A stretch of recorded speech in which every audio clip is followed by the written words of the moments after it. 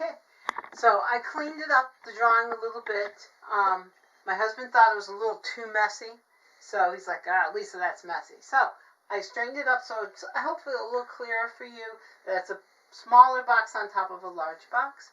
So now we're just going to go in and we're going to do our shading. Again, this is going to be a fast shade because I don't want to keep you too long, over half an hour, and people's eyes glaze over. So we got to get this done as quickly as I can possibly do it.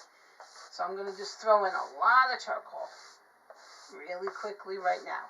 What you have to, when you're shading this, is you have to think about the box tone like we did with the small pink box. Remember the small pink cube?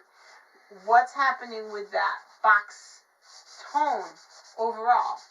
Is the box, is it tan because, is it gray because the box is actually tan? Yes. And you decide what tone is it, and then is it dark shadows on the tan or brown box? Yes. So that's one of the things you have to start dealing with. And I'll try to stay out of your way while I'm drawing. This is my cast shadow onto my box. I'm going to leave this box alone for now, only because it is one of the lightest light sources is here, here, here, and a little bit over here, and a little bit over here. So I'm going to negotiate what tone that is. If that's way down at number 10 or 9 on our gradation study, or is it 8 or 7? You know, what's the tone? So far that's pretty good. We've got a nice crease right here we have to deal with because this is where the box flat behaves itself. And I just want to get in there and start toning.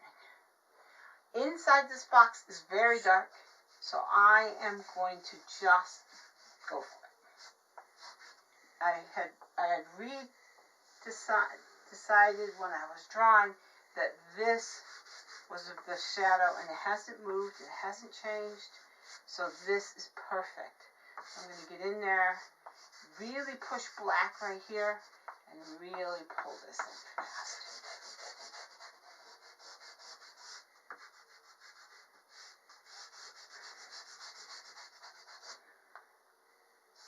I've got my card if I need a sharp edge. I can always use this again. I like this. It's a good tool. Any tool works. There are, again, in drawing, there are no rules. Whatever works for you, works for you. Except you can't have somebody else do your homework. That doesn't work. You have to draw. You can someone help you. If you could run into trouble and you have a good drawer in your family, that's fine. Just tell me they're helping you. I have no problem with that. But they cannot draw for you. Okay. All right.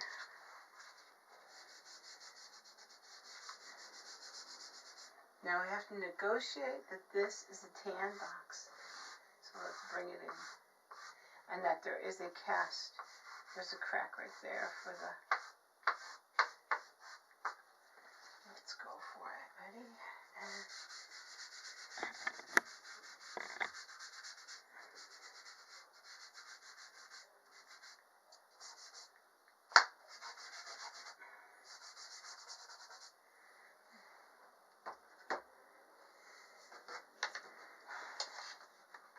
here and erase out already. I'm losing my shape. Bring back my shape. Alright, how's that? It's pretty good. Should be darker right here. And right here. And lighter right there. So let's do that. Okay, that's good. I like this corner. I want to darken this up a little bit more, because this is actually a nice dark flap, and the flap has to exist, and now I have to tone this flap and then get some of the corrugation that you see.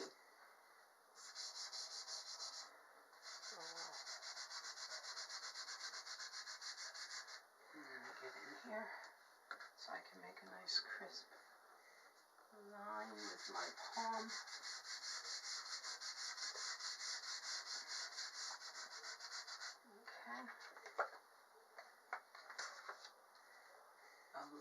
erase wherever you feel it needs it. There we go. And that's looking pretty good right there. There's a flap here again that needs some attention. This flap rolls into this field of dark because it's inside the box, and I want to lighten that there. Okay. The nice thing about doing charcoal boxes is if you get stains and you get weird things you can't erase out, you can always say, oh, that's part of the box. Hey, whatever works to make your drawing happen.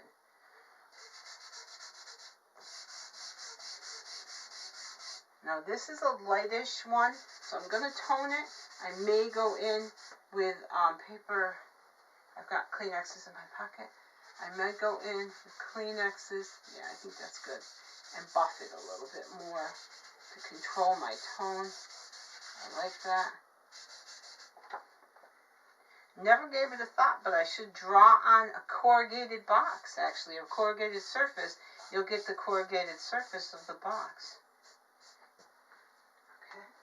There we go, inside, outside. We're going to shape this a little bit. There's a nice light source happening right here. We're going to go in and we're going to try to grab it.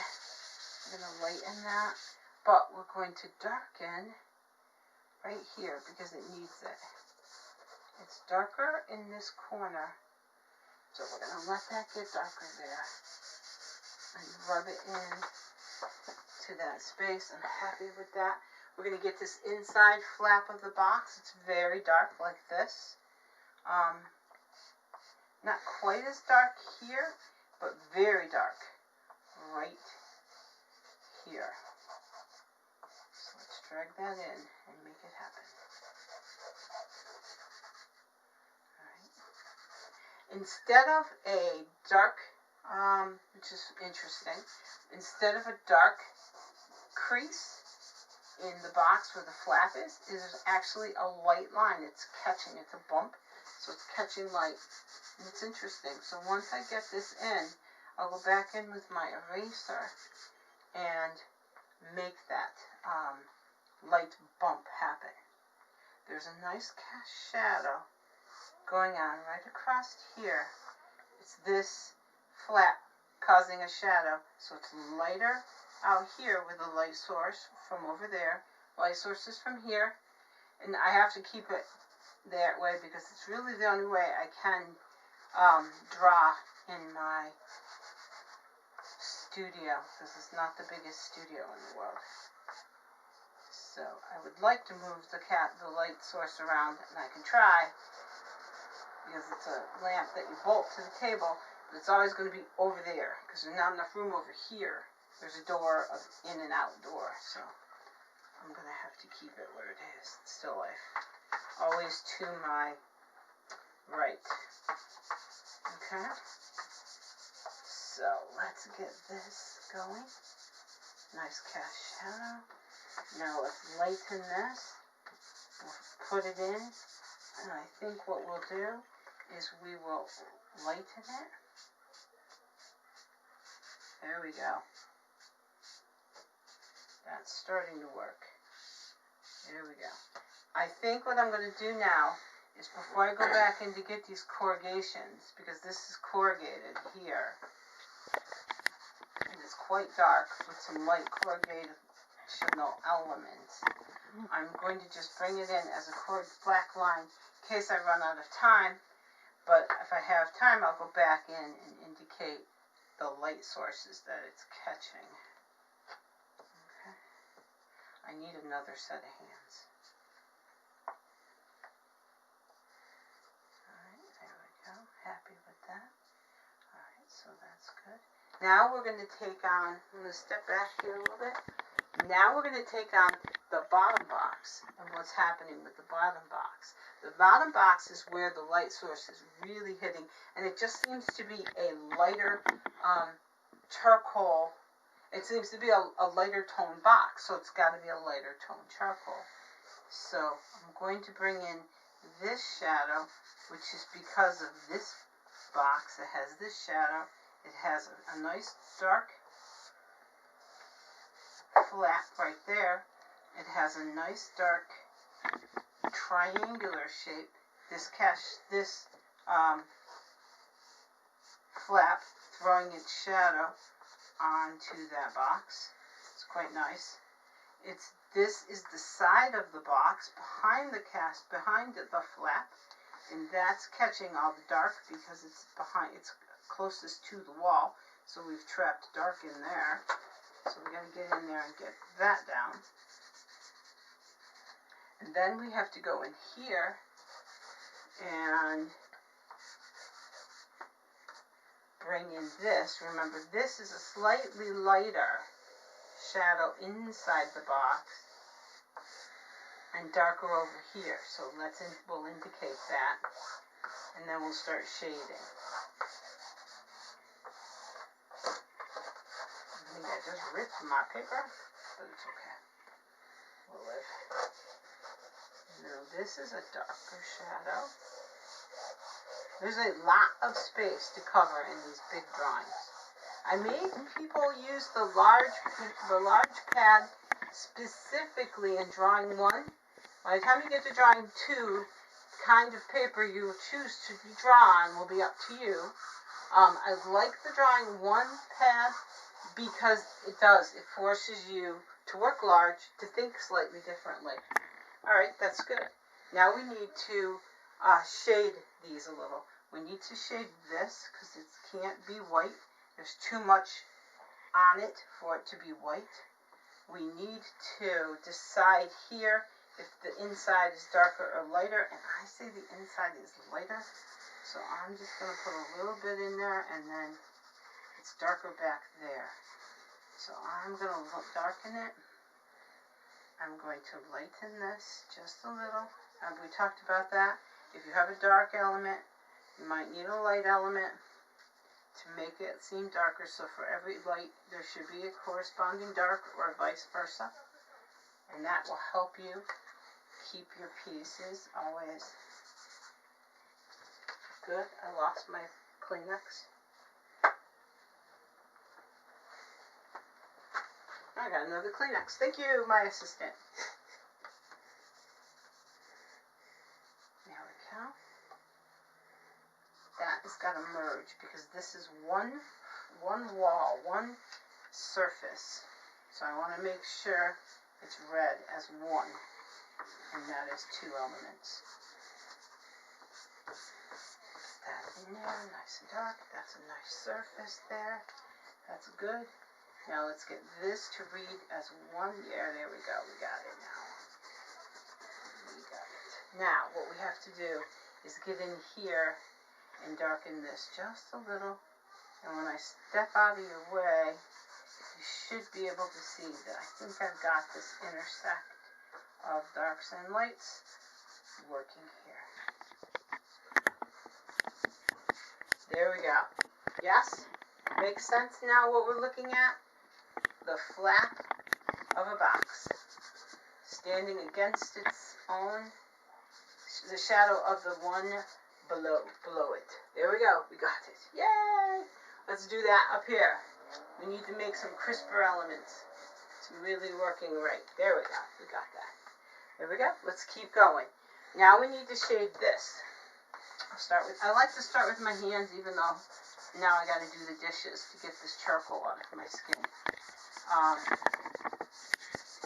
But I still be careful too that you don't rub too hard and give yourself paper burn. It hurts. I've done it. I actually, when I was an undergraduate, I took all the I actually lost the fingerprints on my hand and gave myself blisters. I drew so much for my last semester of undergraduate school, and it was all charcoals, that I actually lost my fingerprints. I could have been a good burglar. I didn't have any for quite a while. They came back. There we go. I'm happy with that. Not happy with this spot. We have to quickly fix this because I don't want to spend too much time. Here I need to make sure I cover everything. I don't like this. I don't know what's going on here. I haven't clarified So that's my problem. Let's get in there and do so. That's an angle that has to go that way. So let's darken that angle. Right there. That's better. Let's lighten right there. Yes, that's better. And let's get in here and define that a little more. And that is good, because this is a cast shadow and should not read as an object. It should read as a cast shadow. And it's starting to read as an object. All right, we're going to take this the dirt from our on our Kleenex to get that light tone. It's probably going to be the lightest tone for our box where the light source is coming in. We're just going to get in here and try to get it to come in. Try to follow the way you want the viewer to see the box. Don't follow that box, which I just started to do. Don't follow what I did. Follow the box the way you want the viewer to see the box, just like we did with the egg. I'm trying to stay out of the way, but still draw. And come this way. It's okay if we mess up that shadow. We will go back and redefine its edge. I just want to make sure, again, I don't get a halo, but my forms merge together. There we go. That's nice. I'm going to lighten that.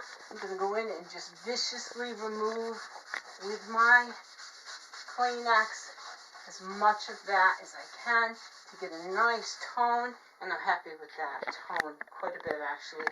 Now I want a shadow right here, because that is the flaps. That is the flaps fold again.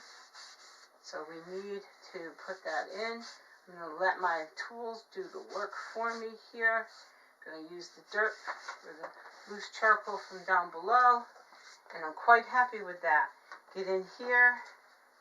I like this sharper. I like that being looser up there. I'm going to leave that for a little while and go back in now and just tone this box like we did this box. I'm going to go over here and pick up some charcoal and just get in here and charcoal and follow the grain I want you to view it at. This will work out, drawing this fast. I usually don't have to draw this fast. I guess it's good for me. Makes my brain work hard. And my arm.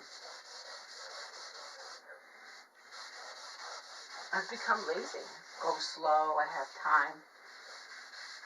Right. 10 minutes left. Okay, let's try to clean this up then. Alright, so now this now has to get the tone of that quickly. So I'm going to go in here, and if I can get all this done in 10 minutes, if not, if I don't, I'll end, and like I did with the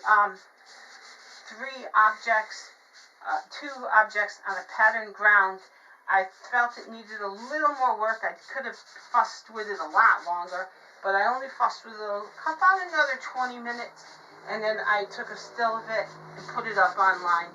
So if I end up doing more work to this, there will be, I don't want to make you watch another video. So when we get to the detail parts, we might end up having to do another secondary detail video. I'm hoping not, but we will try. I'm trying to get as fast as I can as a drawing person. Alright, now this has to become the inside quickly so that you see it as an inside. Let me try to get that accomplished quickly.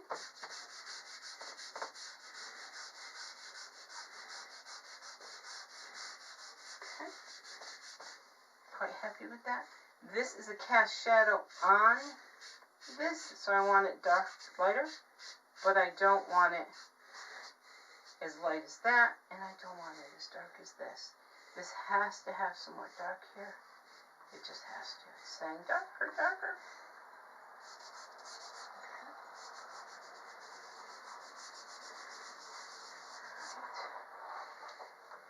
Darker. Okay.